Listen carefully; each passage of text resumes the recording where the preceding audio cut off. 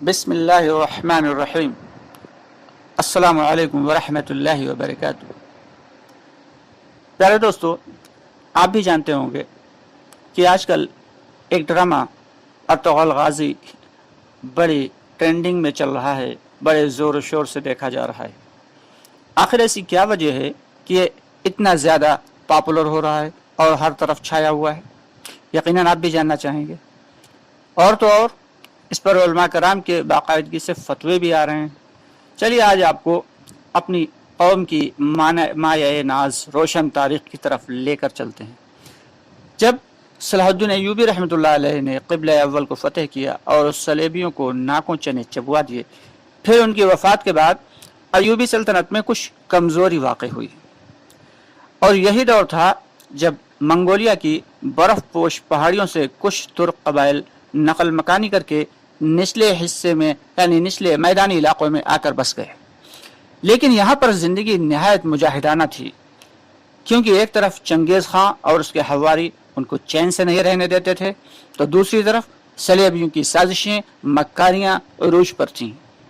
یہی وجہ تھی کہ مجاہدانہ زندگی گزارتے گزارتے یہ ترک نہایت باہمت اور بہادر بن چکے تھے۔ انہی ترکوں میں ایک قبیلہ تھا، قائی قبیلہ، جس کے سردار سلیمان شاہ نہایت نیک طینت اور پاک باز اور انصاف پسند انسان تھے۔ ان کا بیٹا ارطغرل شیر دل جنگجو تھا۔ وہ صرف جنگجو ہی نہیں بلکہ عقل و دانش کا بھی پیکر تھا۔ ہم وقت ظلم کے اور ظالم کے خلاف برہنہ شمشیر تھا، مظلوموں کا غمگسار اور مددگار اور انصاف کا پرتو تھا۔ یہی ارطغرل آگے چل کر ارطغرل غازی کے لقب سے مشہور ہوئے۔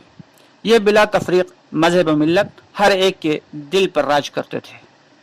اس ڈرامے کی خاصیت یہ ہے کہ تمام کرداروں نے پیسے کے لیے نہیں بلکہ اپنی روایات اور اقدار کی پاسداری اور امت مسلمہ کی دور حاضر کی لاچاری کو ذہن میں رکھ کر اپنا کردار نبھایا ہے، کیونکہ دور حاضر میں ہماری قوم کے نونہال اور نوجوان جو کہ اپنی تاریخ سے یکسر نابلد اور انجان ہیں، ایک دم مایوسی کی کیفیت میں قوم و ملت اس وقت خوف و ہراس میں مبتلا ہے۔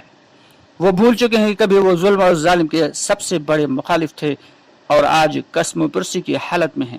لیکن جب یہ ڈرامہ دیکھتے ہیں تو ان کو پتہ چلتا ہے کہ ہم تو شیر تھے، گیدڑ کیسے بن گئے۔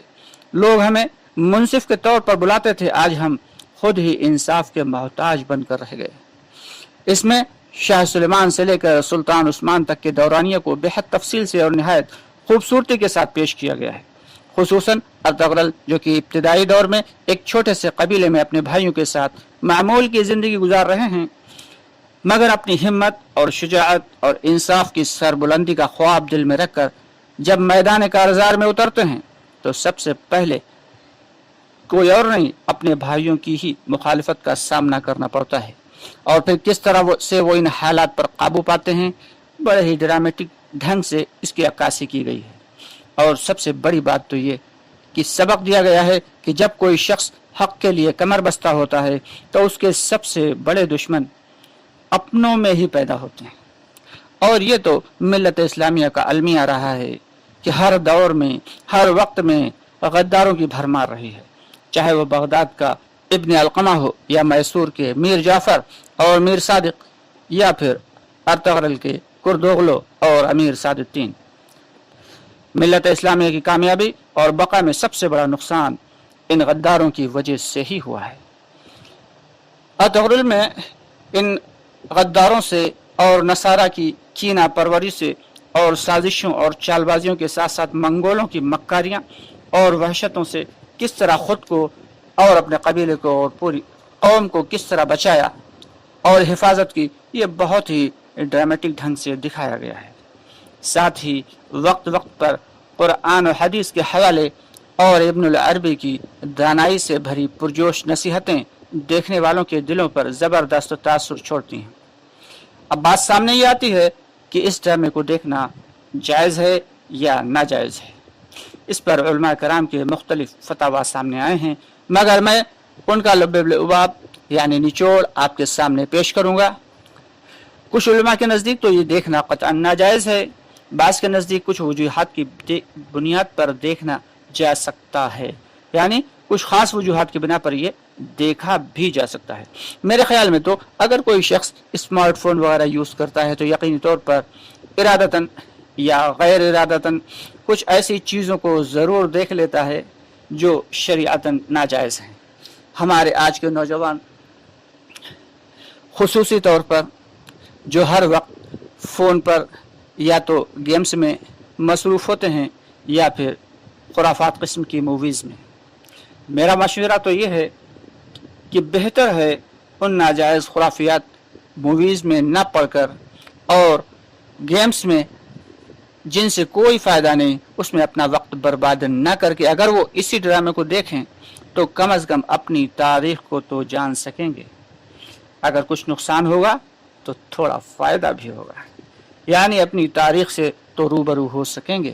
اس کے علاوہ اس میں کچھ بڑے سبق آموز واقعات بھی دکھائے گئے ہیں، مگر سب سے بڑی سیکھ جو یہ ملتی ہے کہ اگر تم حق پر ہو اور ایمان کامل ہے اور دل میں امت کا درد اور انسانیت کا درد ہے تو کہ دشمن اپنے ہوں یا غیر تمہارے سامنے مشکلوں اور آفتوں کے پہاڑ ہی کیوں نہ کھڑے کر دیں، مکاریوں سے اور جال سازیوں سے کتنا بھی شکنجہ کس دیں، لیکن فتح بہرحال تمہاری ہی ہوگی اللہ کے حکم سے۔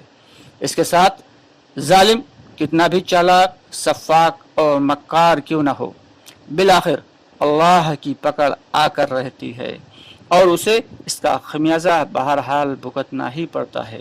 اللہ کی لاٹھی بے آواز ہے، وہ تھوڑی دیر سے ہی صحیح مگر ظالم پر پڑتی ضرور ہے۔ ساتھ ہی اس بات کا بھی سبق ملتا ہے کہ ہمیں آزمائشوں، مشکلوں اور مصیبتوں سے گھبرا کر کبھی حق کے راستے سے پیچھے نہیں ہٹنا چاہیے اور تھک کر بیٹھ نہیں جانا چاہیے، کیونکہ اللہ رب العالمین اپنے پاک کلام میں فرماتے ہیں فَإِنَّ مَعَ الْعُسْرِ يُسْرًا إِنَّ مَعَ الْعُسْرِ يُسْرًا، کہ بے شک ہر مشکل کے بعد آسانی ہے اور پھر مشکل اور پھر آسانی ہے۔ اس زاویہ نگاہ سے اگر آپ اس ڈرامے کو دیکھتے ہیں تو یقیناً آپ کو کچھ فائدہ ضرور ملے گا انشاءاللہ تعالی۔ باقی کی باتیں بعد میں ہوں گی، تب تک کے لیے دعاؤں کی درخواست ہے۔ اللہ تعالی ہم سب کو زیادہ سے زیادہ نیک اعمال کی اور برے اعمال سے بچنے کی توفیق عطا فرمائے۔ اس ویڈیو کو اگر پسند آئے تو زیادہ سے زیادہ لائک شیئر ضرور کر دیں اور کمنٹ باکس میں اپنا رائے کا اظہار ضرور کریں اور ہمارے چینل کو سبسکرائب کر لیں۔ انشاءاللہ تعالی جلدی پھر ملاقات ہوگی، تب تک کے لیے اللہ حافظ، فی امان اللہ، السلام علیکم ورحمۃ اللہ وبرکاتہ۔